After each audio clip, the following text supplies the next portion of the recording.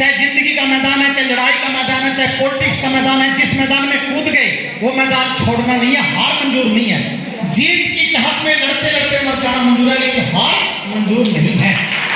यही सोच करके अगर बेटा एक बात और मैं बताऊं, जो हमारे गुरुजन, जो हमारे माँ बाप हमें संस्कार देते हैं, उन संस्कारों पे चल के हम किसी चीज का मुकाम अपनी मंजिल तक पहुंचते हैं तो बड़ी अच्छी बात है, बड़ी हमारी इज्जत होगी।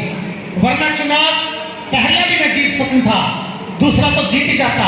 वो रास्ता मेरे लिए भी खुला था जिस रास्ते पे चल के लोग चुनाव जीतते हैं, लेकिन मैं एक ही बात पे था, भाई मैं तो सेवा करना चाहता हूं, फौजी आदमी हूं, मैं किसी को पैसे का लालच नहीं दूंगा, किसी को नशा पत्ता का, दारू धप्पे का लालच नहीं दूंगा।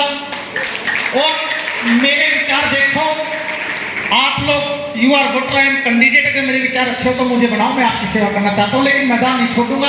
तो लगातार 18 साल तक मैं लड़ता रहा और वही लोग थे, वही एरिया था।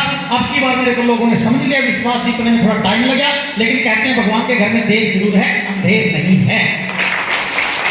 ये बात बेटा मैं आप लोगों को इसलिए बोल रहा हूं कि शॉर्टकट इस्तेमाल नहीं करना किसी भी क्षेत्र में।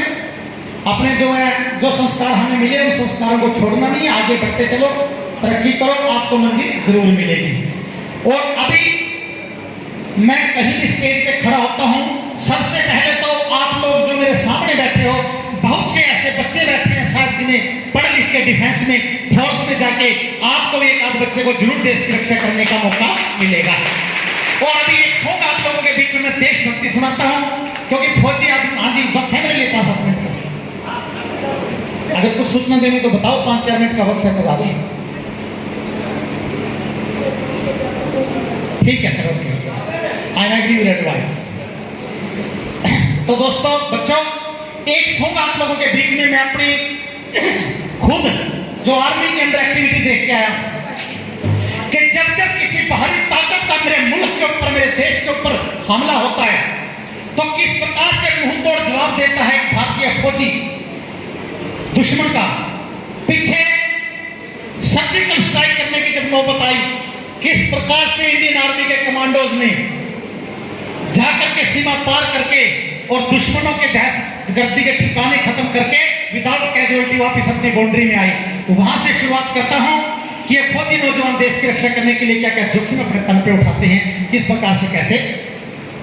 हाँ, अरे शत्रु आए सकत के गुमान से भरे हुए, जो उनकी सीमाओं में दम उनका निचोड़ दिया। भारतीय सैनिकों ने एलओसी क्रॉस करके मौत के तूफानों का भी देखो मुंह मोड़ दिया। शत्रु आए सकत के गुमान से भरे हुए, जो उनकी सीमाओं में दम उनका निचोड़ दिया। अरे भारतीय सैनिकों ने एलओसी क्रॉस करके मौत के तूफानों का भी देखो मुंह मोड़ दिया। और उग्रवादियों ने जो बनाए वहां लॉन्च पैड, कच्ची मिट्टी के घरों के जैसा देखो तोड़ दिया। भारत मां के लाडलों ने सर्जिकल स्ट्राइक करके पीओके में जाके आतंकवादी अड्डा तोड़ दिया। पीओके में जाके आतंकवादी अड्डा तोड़ दिया। पीओके में जाके आतंकवादी अड्डा तोड़ दिया। और ये नौबत क्यों आई बताता हूं मैं आपको। हाँ, आन बान शान का सवाल हो गया था। आन बान शान का सवाल हो गया था, ये तो उड़ी वाला बदला उतार कर आए हमें। भारत का ये मानचित्र धुंधला जो हो गया था, शत्रुओं के रक्त से निखार कर आए हमें। उड़ा दिए ठिकाने हमने दहशतगर्दी वाले सारे, चाहे सांस मौत से उधार लेके आए हम, चाहे सांस मौत से उधार लेके आए हम, चाहे सांस मौत से उधार लेके आए हमें। अरे शीश काटने का, पीछे एक भारतीय फौजी का सिर काट लिया गया था बॉर्डर के ऊपर से। डिस्ट्रिक्ट मथुरा का लड़का हेमराज, आपको पता होगा, सुनना अगली बात मैं बताता हूं कि शीश काटने का कर्ज जो चढ़ाया गया, दुश्मन को मार के कर्ज वो चुका दिया। देश की सुरक्षा हेतु देश की जवानियों ने सीमाओं पे बूंद बूंद रक्त को चढ़ा दिया। गोलियों के आगे नीचे सीने हम अड़ाते रहे, भारत मां को एक भी न घाव लगने दिया, भारत माँ को एक भी न घाव लगने दिया। और अभी चौथी लाइन बच्चों जो मैं गाऊंगा ध्यान से सुन लेना। कारगिल शहीदी दिवस के ऊपर पीछे जो प्रोग्राम था इंडिया गेट दिल्ली में, और यही गीत मैं वहां पर गा रहा था। ऐसे ही मंच लगा हुआ था, भारत के ऊपर राष्ट्रपति 4 फीट की दूरी पे बैठे थे, पीछे पूरी डिफेंस बैठी थी, और वहां पर एक ताना दिया था मैंने, यूट्यूब पे देख लेना। फौजी करमबीर ने राष्ट्रपति के सामने गाया देशभक्ति गीत, आप यूट्यूब पे भी देख लेना। मैंने एक ताना दिया था फौजियों की तरफ से वहां पर उपराष्ट्रपति को कि आप लोग इतने सालों में जो नहीं कर पाए वो सेना ने 1 मिनट में कर दिया। वो क्या ताना था, खुद राष्ट्रपति ने भी ताली बजाई थी उस टाइम पर। वो लाइन सुनना कौन सी है, 3 लाइनें ये पहले रिपीट करूंगा, चौथी लाइन आएगी, ध्यान से सुनना। अच्छी लगे तो आप भी क्लैपिंग कर देना फिर बाद में, ठीक है। हाँ, शीश काटने का कर्ज जो चढ़ाया गया, दुश्मन को मार के कर्ज वो चुका दिया। देश की सुरक्षा हेतु देश की जवानियों में सीमाओं पे बूंद बूंद रक्त को चढ़ा दिया। गोलियों के अग्नि सीने हम अड़ाते रहे, भारत माँ को एक भी न घाव लगने दिया। आप समझौते वाली मेज पे न जीत पाए, चोटियों पे हमने तिरंगा लहरा दिया। आप समझौते वाली मेज पे न जीत पाए, चोटियों पे हमने तिरंगा लहरा दिया, चोटियों पे हमने तिरंगा लहरा दिया। और अगली 5 लाइनें गाऊंगा इन बच्चों के लिए। बेटा बुरा मत मानना, जब आप लोगों की उम्र, हम भी इस दौर से गुजरे हैं, 16 साल 17 साल 18 साल की जब आपकी उम्र हो जाती है ना, तो मम्मी पापा ताना देना शुरू कर देते हैं। कैसा ताना, ये तो बिगड़ गया, ये तो नाम डुबोएगा, ये तो आधी आधी रात को घर में आता है, पता नहीं क्या करके छोड़ेगा। बेचारा तंग हो जाता भी, मैं क्या करूं। लेकिन एक बात मैं बता देना चाहता हूं, ये जो भारत का जवान है ये इतना कायर, बुज़दिल और डिफाल्टर नहीं हो सकता। आज भी अगर भारत माँ को बलिदान की जरूरत पड़ती है तो भारत का हर जवान सबसे पहले वॉलंटियर खड़ा होता है कि भारत माता के लिए मैं कुर्बान होऊंगा। तो ये 5 लाइनें इन बच्चों के लिए जो मेरे सामने बैठे हैं, बेटा आप लोगों के लिए कैसे, इनसे भले ही व्यवहार में हो भूल चूक, फिर भी ये मस्त जिंदगानी काम आएगी। कभी कभी मानी और कभी नहीं मानी, जो करते हैं यही मन मानी काम आएगी। जब जब कस शिशुपाल के बढ़ेंगे पाप, नटखट कृष्ण की कहानी काम आएगी।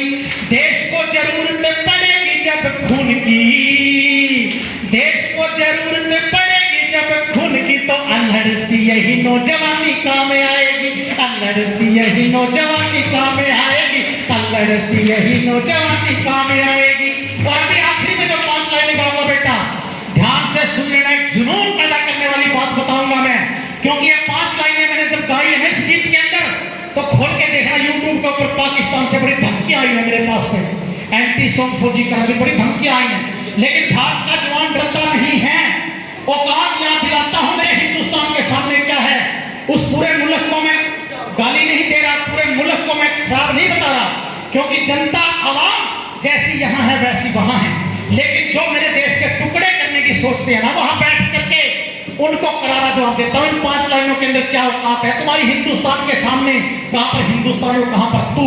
ध्यान से सुन लेना बेटा, अगर लाइन अच्छी लगे तो हर लाइन के बाद क्लैपिंग, जोर से क्लैपिंग करनी है हर लाइन के बाद, कि क्या औकात है उस देश की, उस दुश्मन देश की। बताओ हिंदुस्तान के सामने डरता नहीं है भारत का जवान, क्योंकि आप लोग वीडियो बनाते हो, बाद में वायरल हो जाती है, फिर धमकी आती है वहां से। मैं फिर कहता हूं पूरे देश से हमें बैर नहीं है, जो मेरे देश के टुकड़े करने की सोचते हैं ना, मैं उनके लिए गा रहा हूं। और आज फिर बता देना चाहता हूं कि एमएसएस के बच्चों का शिविर लगा हुआ है मेरे हरियाणा के अंदर, हिंदुस्तान के हरियाणा सूबे में और कैथल जिला के अंदर।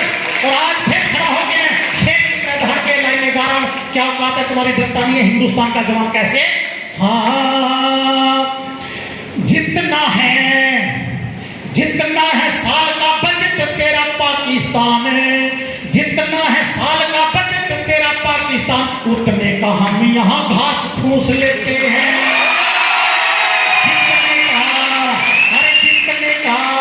जितने का बम्बे और गोला तेरे पास रखा, उतना दिवाली पे पटाखे फूट देते हैं।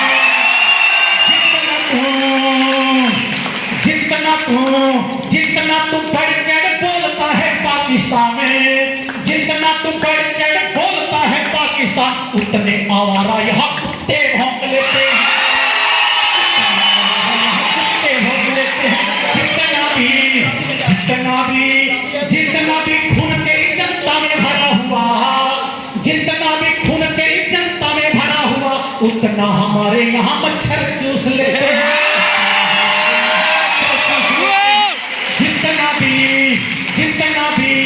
जितना भी धुआं तेरे कारखाने देते होंगे, जितना भी धुआं तेरे कारखाने देते होंगे, उतना तो साधु जी चिलम में फूंक देते हैं।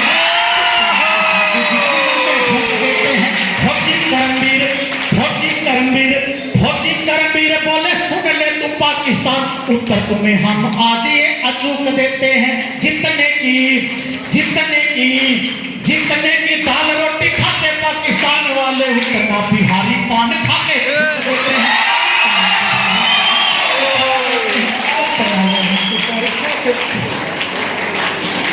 थैंक यू, धन्यवाद बेटा।